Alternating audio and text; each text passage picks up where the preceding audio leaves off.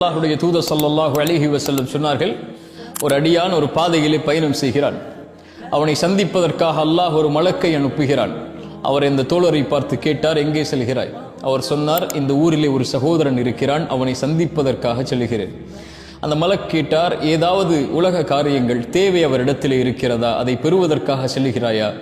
அவர் சொன்னார், இல்லை, அவரை நான் அல்லாஹ்விற்காக நேசிக்கிறேன், அதற்காக அவரை சந்திக்க செல்கிறேன். இந்த பயணத்துடைய நோக்கம் எதுவும் இல்லை, அல்லாஹ்வுடைய நேசம்தான். அந்த மலக்கின் வாயிலாக அல்லாஹ் இந்த ஒட்டுமொத்த சமூகத்திற்கும் ஒரு செய்தியை அந்த தோழரின் மூலமாக அல்லாஹ் கூற வைத்தான்.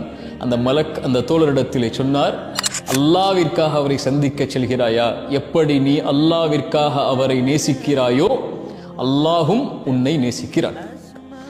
அல்லாஹ்விற்காக முஃமின்களை நீங்கள் நேசித்தால் அல்லாஹ் உங்களை நேசிப்பான். ரசூலுல்லாஹி ஸல்லல்லாஹு அலைஹி வஸல்லம் அவர்கள் சொன்னார்கள், இந்த 3 தன்மைகள் யாரிடத்திலே இருக்கிறதோ அவர்கள் ஈமானுடைய சுவையை சுவைப்பார்கள்.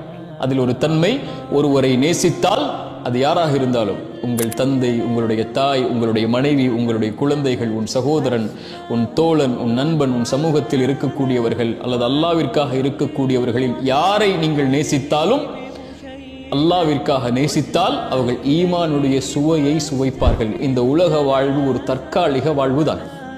நாம் மரணித்து விட்டால் அல்லாஹ்விற்காக நேசித்திருக்கிறோம், அல்லாஹ் அவர்களை நம்மை நாளை மறுமையில் ஒன்று சேர்ப்பான். அதுதான் நிரந்தரமான வாழ்க்கை என்று.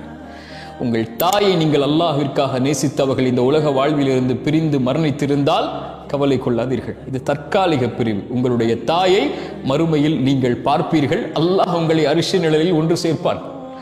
உங்கள் கணவனை நீங்கள் பிரிந்திருந்தால், பிள்ளையை பிரிந்திருந்தால், உங்கள் மனைவியை பிரிந்திருந்தால், உங்கள் சகோதரனை, நண்பனை, தோழர்களை, அல்லாஹ்விற்காக நேசித்த யாரை நீங்கள் பிரிந்திருந்தாலும் கவலை கொள்ளாதீர்கள். இது பிரிவு, தற்காலிக பிரிவு.